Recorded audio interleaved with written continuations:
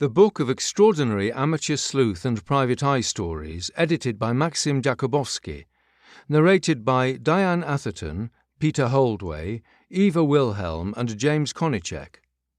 Introduction. Maxim Jakubowski.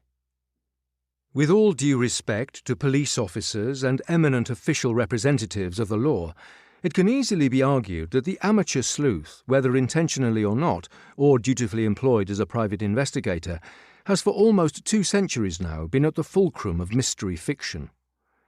As far back as Edgar Allan Poe's Murders in the Rue Morgue, which the dogged Chevalier Auguste Dupin solved, and the immortal exploits of Sherlock Holmes, the heroic detective with an eye for the truth and the intellectual patience to solve the most challenging of conundrums and baffling criminal cases, has dominated the often bloody pages. The list of classic amateur sleuths is endless, ranging from the cosy but nonetheless impeccable credentials of Agatha Christie's set of Hercule Poirot, Miss Marple, and the lesser-renowned but seductive duo of Tommy and Tuppence, through to a whole cohort of Golden Age sleuths like Marjorie Allingham's Albert Campion, Dorothy L. Sayers' Lord Peter Wimsey, Niall Marsh's Roderick Alleyn, S.S. Van Dyne's Philo Vance, Earl Stanley Gardner's Perry Mason, and more realistic treks through the mean streets with Raymond Chandler's Philip Marlowe and Dashiell Hammett's Continental Op and Sam Spade. And more recently, Lee Child's Jack Reacher, Colin Dexter's Inspector Morse, Jeffrey Deaver's Lincoln Rhyme, Sarah Paretsky's V.I. Wachowski, Sue Grafton's Kinsey Malone, and so many others have joined the ranks. The figure of the lone investigator as a servant of the truth is one that is inherent to crime and mystery fiction. Readers never tire of watching brain and brawn crack open the most difficult cases, brushing away red herrings with every new twist of the plot, seeking a resolution amongst the forest of confusion that crime elicits. Our second volume in Mango's series of collections presenting the best in the field follows in the footsteps of the Book of Extraordinary Historical Mystery Stories and highlights some of the more original and brilliant amateur sleuths and private eyes conjured up by the fevered imagination of many of the genre's leading US and British practitioners of the art of the criminous short story.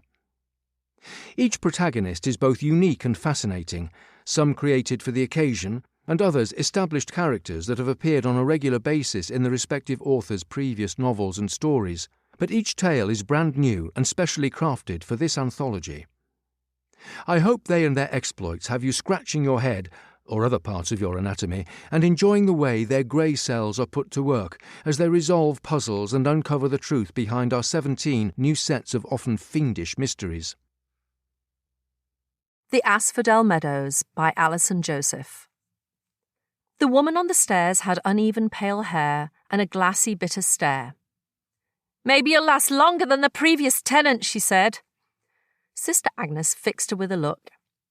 "Maybe I will," she said. The woman tilted her head, gave her an empty smile and went on her way, her limping tread echoing on the staircase. What on earth did she mean? Athena turned away from the window, silhouetted against the spring sunlight. "Really, sweetie, those nuns should have moved you into somewhere safer. An ex-council flat in a rough part of South London, with weird women hanging about on the stairway muttering curses. It was hardly a curse, just because they claim they're doing up your old place. The roof was leaking. These riverside views, they could at least have chosen the fashionable bit. And anyway, it was either that or moving into the community's house in Hackney." "Oh, no, you. Living with a load of nuns? Out of the question." Agnes laughed. "Athena, I am a nun."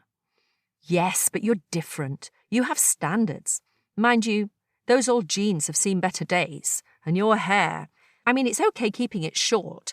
But you know, with all that grey, all I'm saying is a decent cut and colour, you'd be back to normal in no time." "I'm not sure my fellow sisters would see it that way." "They just don't have a best friend to tell them, that's all." Athena went back to unpacking boxes. She wore a navy-tailored skirt, a blue blouse. Her long black hair fell in measured waves. "Do you really read this stuff, kiddo?" Athena held a book out to her. "Some of it, yes. Some of it I just kind of absorb without taking it off the shelves. The last thing one finds in writing a book is knowing what to put first. She peered at the spine. And did we find out who'd done it? Agnes smiled. The room was bare with cream-painted walls, but the new paint couldn't hide the 1970s functionality, the low-ceilinged meanness of the space. And a new job too, Athena said. It's like a midlife crisis that you haven't even chosen. It's not for me to criticise Father Julius, but for him to insist you go and work in that hospice up the road and then bugger off on retreat. Agnes laughed. The job is all good, and Julius needed a break. I mean, some of us could really do with sitting up a Welsh mountain with a load of shaven-headed Buddhists. Me, for example. It would barely touch the surface of my sinfulness. But him, I'd have thought he'd be holy enough. She went back to the boxes. Ooh, this is pretty. Where did you get this? Athena held up a square of thick paper. A drawing, she said. The pencil lines showed 3 tall flowers with thick stems and rows of tiny petals. Asphodel, isn't it? I remember it from Greece. Agnes took the paper from her, held it in her hands. That is so weird, she said. What? Heavens, I've forgotten all about this. What's weird? It's just the boy who drew this for me years ago in Provence. A boy? Athena sat back on her shiny navy heels. I was 16, Agnes said, living with my parents. Before I knew you even, eons ago. Olivier. Agnes touched the creamy paper. That was his name. I just heard from his cousin like yesterday, day before. I'd not even thought of him forever. And then I get this email from Jean-Yves. And now you've found this. Weird. She looked up. He was English. Oliver, though all the locals called him Olivier. He was staying with his aunt. He was very shy, lonely. Both of us. That's what this is. She gazed down at the paper in her hands. The Asphodel Meadow, he called it. We used to take refuge there, and now... Oh, sweetie, look at you. Bad news. He died last month. His cousin tracked me down, thought I should know. They had the funeral back there in Marseille where he lived. His aunt is still alive. Oh, God, I don't know why I'm crying. Athena laid a hand on Agnes's. After a moment she said, The Asphodel Meadows, in Greek mythology, it's where ordinary people go after death. The Elysian Fields. That's for heroes, but for the likes of us... She gave a brief smile. Unless we're headed for hell. Always a chance, I suppose, for you and me. They listened to the silence, the soft rumble of the London traffic. He was lovely, Agnes said. Kind of vulnerable, sensitive. He didn't seem to have parents. Never mentioned them. We used to talk about English novels and heroism, and cheap wine, and smoking. He used to draw a lot. Characters from myths and legends. Odysseus, was it? Someone who visited the underworld? And flowers for you.